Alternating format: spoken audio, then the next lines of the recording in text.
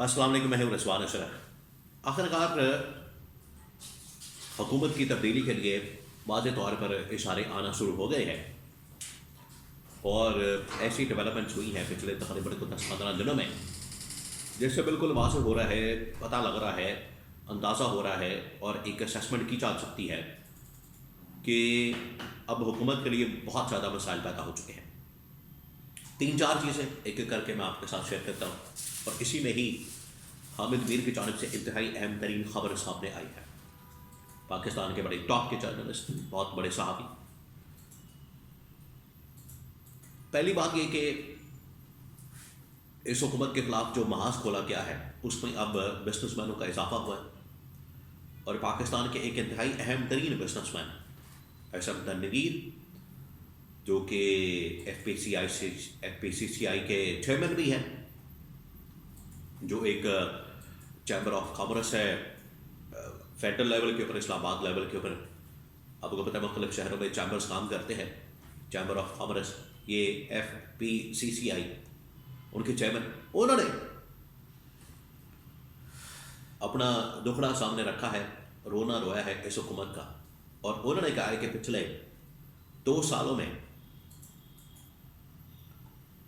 تمام کی تمام انڈسٹریز تباہ ہو چکی ہیں، جس میں ٹیکسٹائل انڈسٹری، جس میں ٹیکسٹائل سے جڑی ہوئی تمام کی تمام انڈسٹری۔ اس کے علاوہ انہوں نے کہا کہ یہ جو پراپرٹی کی جو انڈسٹری ہے وہ، اور ان سے جڑے ہوئے کنسٹرکشن کی کمپنی سے جڑی ہوئی تقریباً کچھ 70 سے 80 کمپنیز،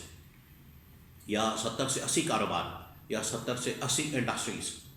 بہت ساری اس کے اندر انڈسٹریز آ جاتی ہیں، سینٹری کی، سیمنٹ کی، اور اسی میں پھر یہ بلڈنگ مٹیریل کی،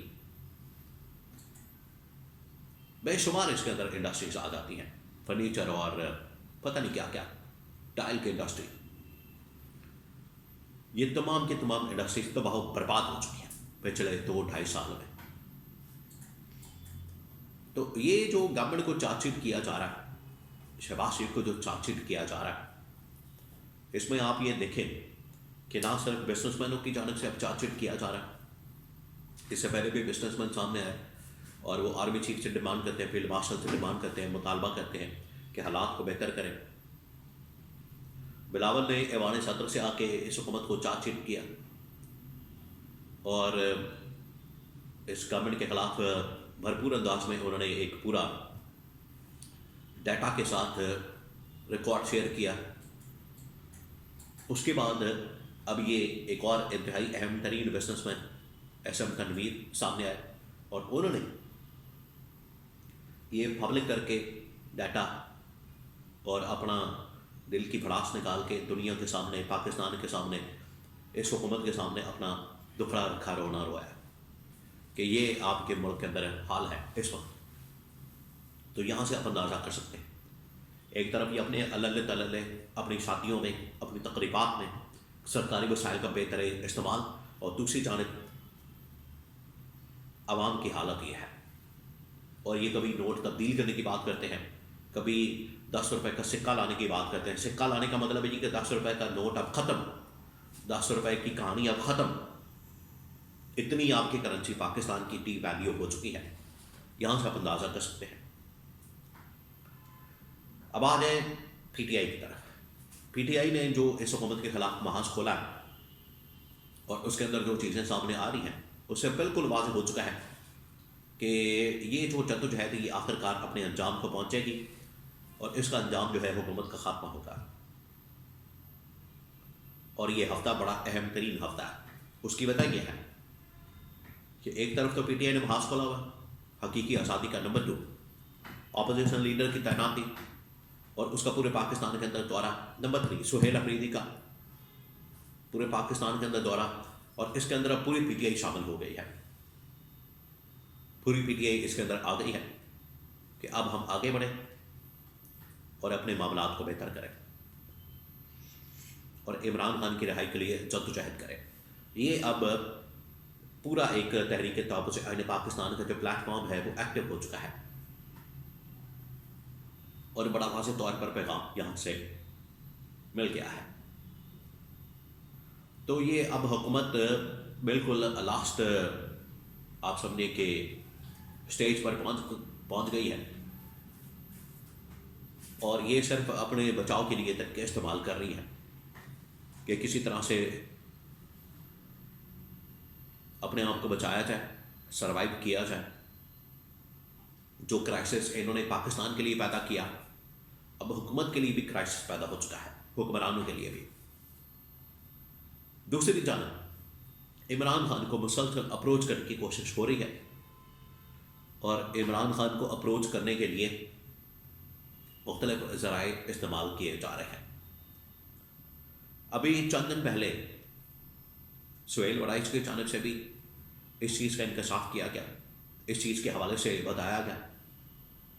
کہ عمران خان کو ایک بار نہیں کئی بار آفر دی گئی، پیشکش کی گئی رہائی کی۔ آج ایک بار پھر حامد میر نے بھی اس کو کنفرم کیا، اس کے بارے میں خبر بریک کی ہے کہ عمران خان کو پھر سے پی ٹی آئی کے ذریعے سے، اپوزیشن لیڈر کے ذریعے سے یہ پیغام بھیجا گیا ہے، یہ میسج دیا گیا ہے، یہ کنوے کیا گیا ہے، آئیں ہمارے ساتھ بیٹھیں، بات کریں، ملاقات کریں اور مسائل کو حل کرنے کی کوشش کریں، ہم آپ کے ساتھ چلنے کے لیے تیار ہیں، آپ ہماری یہ کنڈیشنز کو مان لیں، پورا کر لیں۔ حامد میر نے بڑا زبردست جملہ کہا جب ان سے پوچھا گیا کہ کیا یہ آفر آ رہی ہے، اس پر عمران خان کا رد عمل کیا ہے؟ انہوں نے کہا کہ یہ حامد میر نے کہا کہ عمران خان کبھی بھی نواز شریف اور زرداری نہیں بنے گا، نہ وہ بننا چاہتا ہے، اس کے اندر ہی اصل حقیقت موجود ہے۔ اور دوسرا دیکھیں، ایک اور بہت بڑی تبدیلی کی گئی ہے، اڈیالہ جیل کے سپرڈنٹ کو چینج کر دیا گیا ہے، تبدیل کر دیا گیا ہے، اور پہلے تھے غفور انجم، انہیں چینج کیا گیا ہے اور ان کی جگہ ساجد سپرڈنٹ اڈیالہ جیل لگا دیے گئے ہیں، اور انہیں لا کے